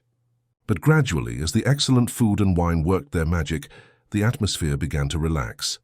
Evelyn, Margaret said at one point, Sebastian tells me you've worked for the family for 20 years. That's remarkable loyalty. The Langfords have been good to me, Mrs. Thomas replied diplomatically, especially Mrs. Eliza. She helped put Amira through school when my husband passed. Sebastian turned to his father in surprise. Mom helped pay for Amira's education? Sebastian Sr. looked uncomfortable. Your mother set up a small fund for staff children's education. It was her project, and you maintained it after she died, Mrs. Thomas added quietly, for which we've always been grateful. Sebastian stared at his father. This was a side of him he hadn't seen in years, the man who honored his wife's wishes, who recognized the value of education for all. It was the right thing to do, his father said gruffly. Margaret smiled knowingly at her son. Eliza always did bring out the best in you, Sebastian. Just as Amira seems to bring out the best in your son. Sebastian Sr. looked at Amira for a long moment. Yes, he finally said, I'm beginning to see that. As the meal progressed, Sebastian watched in amazement as his father gradually relaxed, even asking Amira about her new position at the hospital. When she described the children's ward where she would be working, he listened with what appeared to be genuine interest. The facilities there need updating, he commented. Perhaps that could be one of the first projects for your foundation. Sebastian, I'd like that, Sebastian agreed, exchanging a stunned glance with Amira. By the end of the evening, something had shifted. The walls hadn't come down completely, but cracks had appeared, small openings that let in the possibility of understanding, perhaps even acceptance. As they said their goodbyes, Sebastian's father shook Amira's hand. You're welcome here any time, he said formally. Both of you. He included Mrs. Thomas in his nod. In the car on the way home, Amira let out a long breath. Did that really just happen? I think it did, Sebastian said, equally amazed. My grandmother is a miracle worker. It's more than that, Amira said thoughtfully. I think your father is finally seeing you, really seeing you, as your own man. And he's realizing that fighting you on this is only pushing you away. I hope you're right, Sebastian said, because I want both of you in my life. I don't want to have to choose. The next few weeks flew by as Amira started her new job, and Sebastian threw himself into establishing the Langford Foundation. They settled into a rhythm, with Amira spending more time at Sebastian's apartment, but maintaining her room at her mother's house. One evening, as they worked together in Sebastian's small kitchen, he chopping vegetables while she prepared chicken for a stir-fry, Sebastian's phone rang. It was his father. "Can you come to the house?" Sebastian Sr. asked without preamble. "There's something I need to discuss with you." "Now?"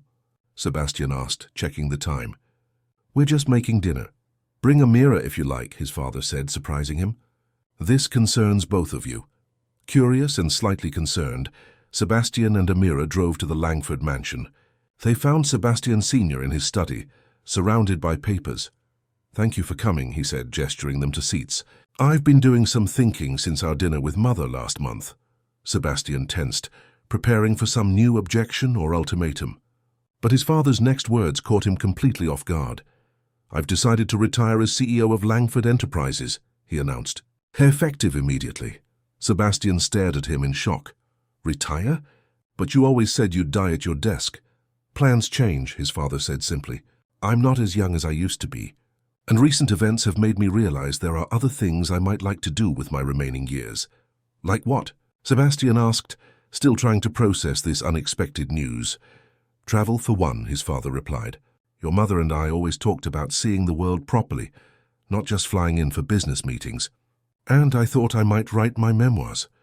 Sebastian couldn't help but smile at the idea of his formidable father becoming an author. "That's wonderful, Dad, but why the sudden decision?" Sebastian Sr. turned serious.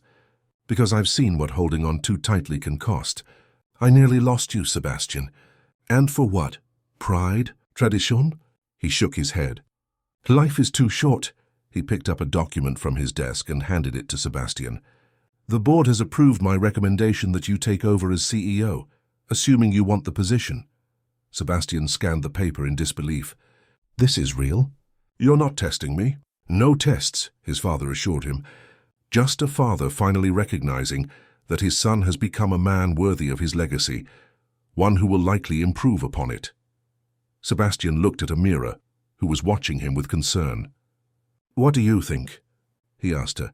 "It's an incredible opportunity," she said carefully, "but it's also a huge responsibility." "Is it what you want?" Sebastian considered the question.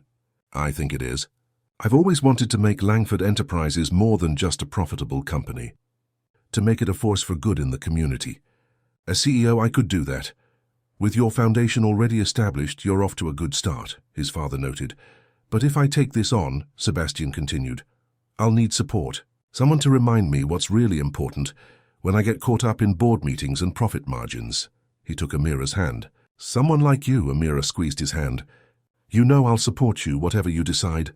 Sebastian turned back to his father. "I'll accept on one condition." Sebastian Sr. raised an eyebrow. "Which is?" "That you don't really retire," Sebastian said. "That you stay on as chairman of the board at least for a while. I could use your experience and knowledge." For a moment his father looked genuinely touched. "I think that could be arranged." As they left the study, Sebastian felt a weight lift from his shoulders. For the first time, he and his father were working together as equals, as partners. The road ahead wouldn't be easy, but it was full of possibilities. Outside in the garden his mother had loved, Sebastian pulled Amira into his arms. "Are you sure you're okay with this? Being with the CEO of Langford Enterprises is different from being with the disinherited rebel son." Amira laughed. "I fell in love with you, Sebastian. Not your title or lack of one." Her expression grew serious. "Just promise me something?" "Anything," he vowed. "Promise you won't let all this change you," she said. "That you'll stay the man who was willing to give it all up for what he believed in." Sebastian kissed her softly. "With you by my side? That's the easiest promise I'll ever make." As they walked back to the car, hand in hand, Sebastian glanced back at the mansion that had once felt like a prison, and now, somehow, felt like just a house. A beautiful historic house filled with memories, but no longer the center of his world. That place was now occupied by the woman beside him, a woman who had seen him at his worst and his best, who had chosen him not for his name or his money, but for his heart. But even as they drove away, neither Sebastian nor Amira noticed the sleek black car parked down the street, or the woman inside watching them through tinted windows. Catherine Beaumont's face was twisted with anger as she observed the happy couple. "Enjoy it while it lasts," she murmured, pulling out her phone. "This fairy tale is about to get a serious rewrite." The morning sun streamed through the windows of Sebastian's office at Langford Enterprises. After 3 months as CEO, he was finally starting to feel comfortable in his father's old chair. On the wall hung a new portrait of his mother, replacing the stern-looking painting of his grandfather that had dominated the room for decades. "Your 9 o'clock is here," his assistant announced over the intercom. "Send them in," Sebastian replied. Straightening his tie, the door opened to reveal Richard Miller, the developer behind a controversial new housing project that Langford was considering investing in. "Sebastian," Miller boomed, striding forward with his hand extended. "Good to see you again." "Son?" Sebastian shook his hand but gestured for Miller to take a seat, rather than engaging in the usual backslapping routine his father had always preferred. "Let's get straight to it," Sebastian said, opening the file on his desk. "I've reviewed your proposal for the Riverside development. And?" Miller leaned forward eagerly. "It's a goldmine, Sebastian. Luxury condos right on the water, with views of the harbor. We'll sell out before they're even built," Sebastian nodded. "The financials look strong," he agreed. "But I have concerns about the displacement of the current residents." Miller waved a dismissive hand. "That old neighborhood's been declining for years. Those people will be better off somewhere else." "Those people, as you call them, include families who have lived there for generations," Sebastian said, his voice hardening slightly. "Many of whom can't afford to live anywhere else in the city. That's not our problem," Miller said bluntly. "Business is business." Sebastian closed the file. "That's where we disagree. I believe business can be profitable and responsible. So I'm prepared to offer Langford's investment, with one condition." Miller's eyes narrowed. "What condition?" 20% of the units must be affordable housing, reserved for qualifying families from the existing neighborhood," Sebastian said firmly. 20%? Miller sputtered. "That's ridiculous. That would kill our profit margins." "I've run the numbers," Sebastian replied calmly. "Your margins would decrease by approximately 8%. Still well above industry standard." "Your father would never have made such a demand," Miller said coldly. "I'm not my father," Sebastian said simply. "This is the new Langford way of doing business. Take it or leave it." Miller stood up, his face flushed with anger. "I'll take my project elsewhere." "That's your choice," Sebastian said, rising as well. "But you should know that the mayor's office and city council are very supportive of our new approach to development. You might find it difficult to get the necessary permits without similar concessions." Miller stared at him for a long moment, then grudgingly extended his hand. "You drive a hard bargain, Langford. 20%, but we'll need to renegotiate some of the other terms." "My team will be in touch," Sebastian said with a satisfied smile. After Miller left, Sebastian's father entered the office, having watched the meeting from the small observation room connected to the main office, a feature the elder Langford had installed years ago to monitor important negotiations. "Impressive," Sebastian Sr. said, settling into a chair. "You held your ground. And your solution was creative." "Learned from the best," Sebastian replied. "Though I'm applying the lessons differently," his father chuckled. "Indeed." He paused, then asked, "How is Amira enjoying the new house?" Sebastian smiled at the mention of Amira. 2 months ago, they had purchased a modest but charming home halfway between the hospital where she worked and the Langford offices. It was their first real step toward building a life together. "She loves it," Sebastian said, "though we're still arguing about furniture. She thinks my taste is too extravagant." "Smart woman," his father commented. "Your mother was the same way. Always said there was no point in having furniture too nice to actually use."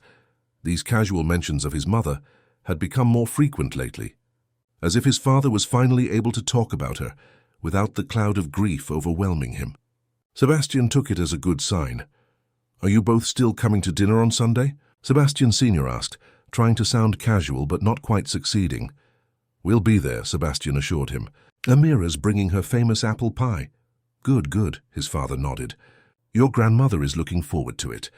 Since her surprise appearance 3 months ago, Margaret Langford had become a regular visitor to Charleston, dividing her time between her son's mansion and Sebastian and Amira's new home. Her growing friendship with Amira had been unexpected, but welcome, and Sebastian suspected his grandmother's influence was partly responsible for his father's gradual warming to Amira. After his father left, Sebastian's phone buzzed with a text from Amira. "Lunch today? I have news. Meet you at our spot at 12:30, he texted back, smiling. Their spot was a small cafe halfway between the hospital and Langford Enterprises. It had become their regular lunch meeting place, a neutral ground between their two worlds. When Sebastian arrived, Amira was already seated at their usual table by the window, still in her nursing scrubs with her hair pulled back in a practical ponytail. The sight of her still made his heart skip a beat. "Hey, beautiful," he said, leaning down to kiss her before taking his seat. "Hey yourself," she smiled. "How's your day going?" "Just convinced Richard Miller to include affordable housing in his new development," Sebastian said proudly. "That's fantastic," Amira exclaimed. "Those families need advocates like you," Sebastian shrugged modestly. "It's just good business. Happy communities make for stable investments." He took her hand across the table. "Now, what's your news?" Amira's face lit up with excitement. "Dr. Patel has asked me to head up the new pediatric outreach program. We'll be taking medical care directly to underserved neighborhoods, starting with mobile clinics and eventually building permanent facilities." "That's incredible," Sebastian said, squeezing her hand. "You'll be amazing at that. And here's the best part," Amira continued. "We're partnering with a foundation to fund it." She paused dramatically. "A certain Langford Foundation." Sebastian laughed with delight. "My foundation team didn't tell me. They must have wanted it to be a surprise. It's perfect, isn't it?" Amira said. "Your foundation providing the resources and me helping implement the program. We'll be working together in a way." "I couldn't think of a better partner," Sebastian said softly. Their moment was interrupted by the appearance of Catherine Beaumont, who approached their table with a practiced smile. "Sebastian, Amira, how lovely to see you both," she said sweetly. "I hear congratulations are in order, Sebastian. CEO at only 27. Very impressive." "Thank you, Catherine," Sebastian replied politely but coolly. "How are you?" "Oh, busy as always." She waved her hand dismissively. "Daddy's bank is expanding and I'm handling the PR." She turned to Amira. "And you must be thrilled with your new position." The slight pause before position was subtle but unmistakable, as if Catherine found it difficult to acknowledge Amira's professional achievements. "I am," Amira said simply. "It's exactly the kind of work I've always wanted to do." "How nice for you," Catherine said with a tight smile. "Well, I won't keep you from your lunch. Sebastian, do give my best to your father. We missed him at the club last weekend." As she walked away, Amira sighed. "She really doesn't like me, does she?" "Catherine doesn't like anyone who has something she wants," Sebastian said dismissively. "And she definitely wanted to be Mrs. Langford. Can you blame her?" Amira teased. "The Langford men are quite a catch, or so I hear." They laughed and returned to their lunch, putting Catherine out of their minds. But across the cafe, Catherine was making a phone call, her face set in determination. That evening, Sebastian returned home to find Amira in the kitchen, preparing dinner while singing along to the radio. The domesticity of the scene filled him with contentment. This was what he had always wanted, a real home with a woman he truly loved, built on honesty and mutual respect. "Something smells amazing," he said, wrapping his arms around her from behind. "Just a simple pasta," she said, leaning back against him. "How was the rest of your day?" "Meetings, paperwork, more meetings," he sighed. "But it's all worth it when I come home to you." As they ate dinner at their kitchen table, a far cry from the formal dining room of the Langford mansion, Sebastian watched Amira talking animatedly about her day, her eyes bright with passion for her work. He felt a surge of love so strong it almost took his breath away. "Move in with me," he blurted out. Amira paused mid-sentence. "What?" "Move in with me," Sebastian repeated. "Officially. I know you stay here most nights anyway, but I want this to be our home together. No more keeping your room at your mom's house as a backup plan." Amira set down her fork. "Are you sure?" "It's a big step. I've never been more sure of anything, Sebastian said. I love you, Amira Thomas. I want to fall asleep beside you every night and wake up with you every morning. A slow smile spread across Amira's face. Okay, yes, let's do it. Their celebration was interrupted by Sebastian's phone ringing. He checked the caller ID and frowned. It's my father. He never calls this late unless it's important. Answer it, Amira encouraged. Dad? Sebastian said, putting the phone on speaker. Is everything okay? Sebastian. His father's voice sounded strained. Have you seen the evening news? No, we were having dinner, Sebastian replied, exchanging a concerned glance with Amira. What's going on? Turn it on, his father said grimly. Channel 7. Sebastian grabbed the remote and switched on the kitchen TV. The local news anchor was mid-sentence, looking serious. Allegations of impropriety at Langford Enterprises. Sources claim that Sebastian Langford Jr., who recently took over as CEO, created a charitable foundation to funnel money to his girlfriend's hospital program, raising serious ethical concerns. The screen showed a photo of Sebastian and Amira at the hospital gala, alongside shots of the foundation's logo and the hospital where Amira worked. What the hell? Sebastian exploded. It gets worse, his father said over the phone. They're implying that your appointment as CEO was part of the scheme, allowing you to direct company funds however you wanted, without oversight. That's ridiculous, Amira protested. The outreach program went through all the proper channels. Dr. Patel has been planning it for months. The truth doesn't matter right now, Sebastian Sr. said grimly. It's the perception. Several board members have already called me, demanding an emergency meeting tomorrow morning. Who would do this? Sebastian asked, though he already had a suspicion. I have my guesses, his father replied, but right now we need to focus on damage control. Be at my house at 7 tomorrow. We'll go into the meeting together. After hanging up, Sebastian paced the kitchen, his earlier happiness replaced by anger and worry. It's Catherine, he said. It has to be. She saw us at lunch today, heard about your new position and put it all together in the worst possible light. But why? Amira asked. What does she gain from this? Revenge, Sebastian said simply, for choosing you over her. And maybe she thinks if I'm forced out as CEO, her father's bank can swoop in on some of our deals.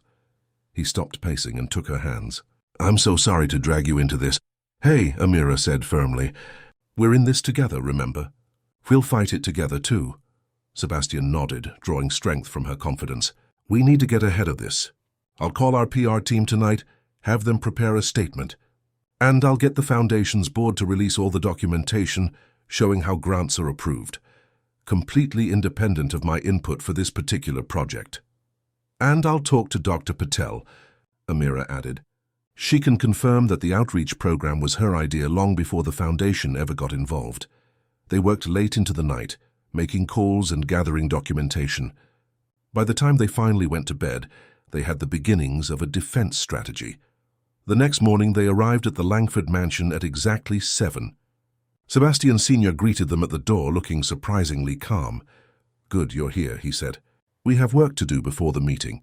He led them to his study, where Margaret Langford was already waiting, along with Jenkins, the butler who had served the family for decades. Grandmother, Sebastian said in surprise. I didn't know you were in town. I caught the first flight down when your father called last night, she said, rising to kiss his cheek and squeeze Amira's hand. No one attacks a Langford without consequences. We've been doing some investigating, Sebastian Sr. explained. Jenkins, tell them what you found. The elderly butler stepped forward. Yesterday afternoon, Miss Beaumont visited the mansion, ostensibly to drop off an invitation for Mr. Langford Sr. While here, she asked to use the powder room. However, I observed her entering Mr. Sebastian's old room instead. My room, Sebastian frowned. Why would she go there? I believe she was looking for something, Jenkins continued. When she left, I checked the room and noticed that your desk drawer was slightly open.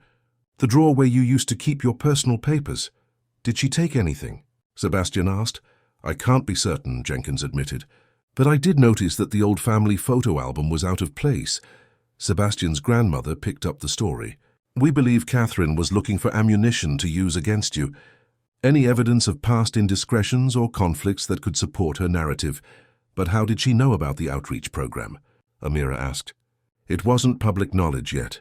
Her father sits on the hospital board, Sebastian Sr. said grimly. He would have seen the proposal when it came up for approval. Sebastian felt a surge of anger. So they planned this together.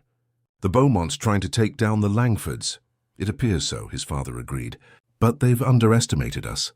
He spread several documents on his desk. We've prepared a comprehensive response. Full transparency on the Foundation's grant process, statements from everyone involved confirming the timeline, and character references for both of you. Sebastian stared at his father in amazement. You did all this overnight? I may be semi-retired, Sebastian Sr. said with a hint of his old sharpness, but I still know how to fight for what matters. Margaret patted her son's arm affectionately. Sebastian has always been at his best when protecting his family. And like it or not, Amira, you're family now. Amira blinked back tears at the unexpected declaration. Thank you, she whispered. They spent the next hour reviewing the documents and refining their strategy. When it was time to leave for the board meeting, Sebastian felt prepared but still nervous. This was his first major crisis as CEO, and how he handled it would define his leadership. In the car on the way to the office, Sebastian Sr. turned to his son. There's something else you should know, he said quietly. I've spent the last few hours calling in favors. As of this morning, I own controlling interest in Beaumont Banking. Sebastian's jaw dropped. What? How? Their stock took a hit last quarter, after some questionable overseas investments, his father explained. I've been quietly buying shares through shell companies for weeks, waiting for the right moment. Robert Beaumont doesn't know it yet, but as of 9 o'clock this morning, I'll be his boss. Dad, Sebastian said, shocked by his father's ruthlessness. That's necessary, his father finished for him. The Beaumonts crossed a line. They came after my son and the woman he loves. That cannot stand, Amira looked troubled. Is that really the answer? More fighting. Sebastian Sr. gave her a considering look. What would you suggest instead, Amira? Transparency, she said simply. Show the truth. Clear our names. But destroying the Beaumonts just perpetuates the cycle of wealthy families feuding with each other. It doesn't make anything better. A long silence followed her words. Then, to Sebastian's surprise, his father nodded slowly. You may have a point. Let's see how the board meeting goes first. Then I'll decide whether to use my new leverage. The Langford Enterprises boardroom was tense when they arrived. The 12 board members sat around the long table, their faces serious. Richard Cooper, who had questioned Sebastian about Amira at the Foundation meeting months ago, spoke first. This is a troubling situation, Sebastian, he said gravely. These allegations call into question your judgment and ethical standards. They're completely false, Sebastian said firmly. And I can prove it. For the next hour, Sebastian methodically presented their evidence, with occasional support from his father. He explained the Foundation's independent grant review process, showed documentation of Dr. Patel's long-standing plans for the outreach program, and even presented affidavits from hospital board members confirming the timeline. Amira spoke as well, her quiet dignity and obvious passion for her work making a strong impression on the board members. By the end of the presentation, the mood in the room had shifted from suspicion to support. I believe we owe you an apology, Sebastian, Harold Whittaker said finally. It seems you've been the victim of a calculated smear campaign. The question is, what do we do about it? Another board member asked. The allegations are already public. We tell the truth, Sebastian said simply. We release all of this documentation to the media, hold a press conference this afternoon, and invite any journalists with questions to review our evidence directly. And the Beaumonts? Cooper asked. They should face consequences for this. Sebastian glanced at his father, then at Amira. The best consequence is public embarrassment. When it becomes clear that they fabricated these allegations, their reputation will suffer far more than if we retaliate directly. His father raised an eyebrow but nodded slightly in approval. The board unanimously approved Sebastian's plan, and by that afternoon, Sebastian and Amira stood together at a press conference, calmly refuting each allegation with clear evidence. The reporters, sensing a juicier story in the Beaumont's deception than in the original allegations, pressed for details about why Catherine might have targeted them. I can't speak to Ms. Beaumont's motivations, Sebastian said diplomatically. I can only set the record straight about the foundation and its work. After the press conference, as they were leaving the building, they encountered Catherine in the lobby. She froze when she saw them, her face paling. "Catherine," Sebastian acknowledged her coolly. "Sebastian, she began, but he cut her off. "Save it," he said quietly. "We know what you did. And why?" "You have no idea what it's like," she burst out suddenly. "Watching someone like her waltz in and take everything that should have been mine. Do you know how hard I worked to be the perfect Langford wife? The connections I built, the charity boards I joined, the right clothes, the right friends, all of it calculated to fit into your world. And then she comes along a nobody, and you throw it all away for her." "That's exactly why it could never have been you," Sebastian said gently. "You saw me as a prize to be won, a position to be filled. Amira saw me as a person." Catherine's face crumpled. "Your father will destroy mine for this. You know he will." Sebastian glanced at Amira, who gave him a meaningful look. He sighed. "No, he won't, on one condition." "What?" Catherine asked warily. "You resign from all your positions connected to Langford businesses or charities, including the hospital board, and you issue a public apology and retraction." Catherine stared at him in disbelief. "That's it? After what I did?" "That's it," Sebastian confirmed. "We're breaking the cycle, Catherine. No more feuds, no more power plays. Just the truth." After Catherine left, Amira squeezed Sebastian's hand. "Thank you. That was the right thing to do. I'm learning," he said, kissing her forehead. "From you." The following Sunday dinner at the Langford mansion had a celebratory air. The media had fully retracted the allegations. Catherine had issued a surprisingly gracious apology, and Sebastian's position as CEO was more secure than ever. Even Mrs. Thomas had been invited to join them, and she sat beside Margaret Langford, the two women chatting like old friends. As they finished dessert, Amira's famous apple pie, Sebastian Sr. cleared his throat. "I have an announcement," he said, looking uncharacteristically nervous. "I've decided to donate the Beaumont banking shares to the Langford Foundation. They'll be used to fund small business loans in underserved communities, with a focus on minority-owned businesses." Stunned silence greeted his words, followed by Margaret's delighted laughter. "Sebastian Langford Sr., you old softy," she teased her son. "I never thought I'd see the day." He looked embarrassed but pleased. "Yes, well, I've been thinking about my legacy lately, about what really matters." He glanced at Sebastian and Amira. "You two have taught me more than you know." Later that evening, as Sebastian and Amira walked in the garden, he pulled her to a stop beside his mother's favorite rosebush, now blooming with deep red flowers. "This week made me realize something," he said, taking both her hands in his. "Life is unpredictable. We can't take anything for granted." "That's true," Amira agreed. "But we weathered this storm together. We can handle whatever comes next." "I'm counting on that," Sebastian said, suddenly dropping to one knee. He pulled a small velvet box from his pocket. "Because I want to face everything that comes next with you, officially, permanently, completely." Amira's eyes widened as he opened the box to reveal a ring, not a flashy diamond, but a delicate emerald surrounded by small pearls.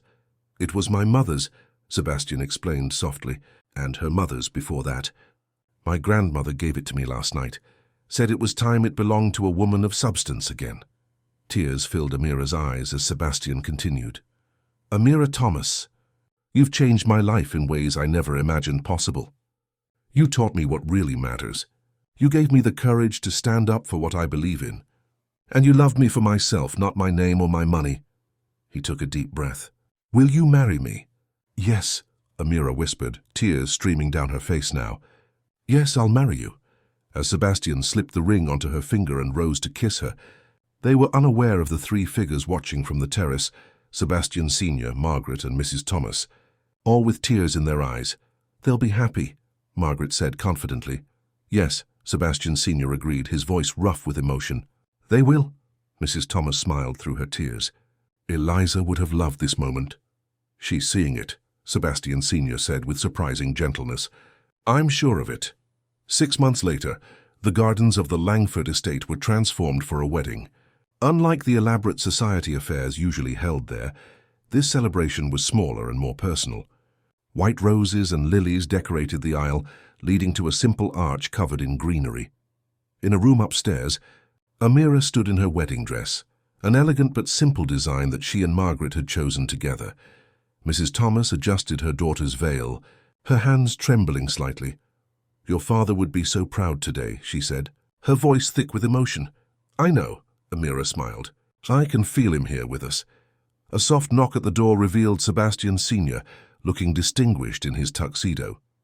"It's almost time," he said. Then more hesitantly, "Amira, may I speak with you for a moment, alone?" Mrs. Thomas squeezed her daughter's hand before slipping out, leaving Amira and Sebastian's father facing each other. "You look beautiful," he said awkwardly. "Sebastian is a lucky man." "Thank you," Amira replied. "I'm lucky too." Sebastian Sr. took a deep breath. "I owe you an apology. When you first came into my son's life, I saw you as a threat to everything I'd built. I was wrong." He paused, struggling to find the right words. "You've been good for him. Good for all of us, really." Amira's eyes filled with tears. "That means a lot coming from you." "There's something else," he continued. "I know your father isn't here to walk you down the aisle. If you'd allow me, I would be honored to do so." Amira stared at him in shock. "You want to give me away?" "Only in the ceremonial sense," he clarified with a small smile. "In reality, I think we're gaining you rather than giving you away." Tears spilled onto Amira's cheeks. "I would love that." "Thank you." Downstairs, Sebastian waited nervously at the altar, his grandmother and Mrs. Thomas seated in the front row. When the music changed and everyone rose, he felt his heart stop as Amira appeared at the end of the aisle, her arm linked with his father's.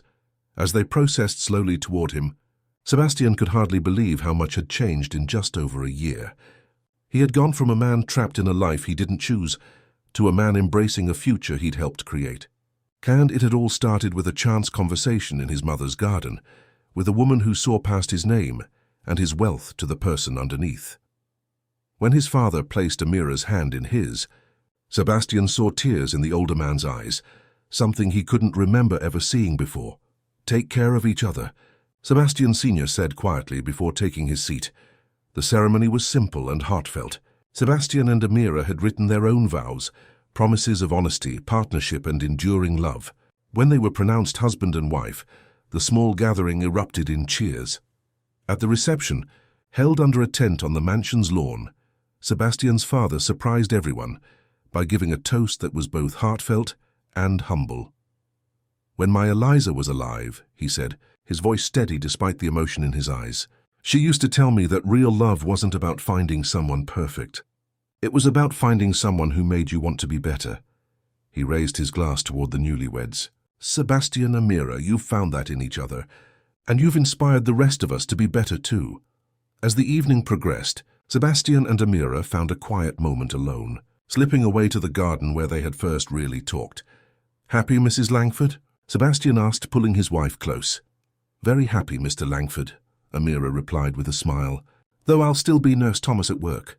"Of course," Sebastian agreed. "Independent woman and all that."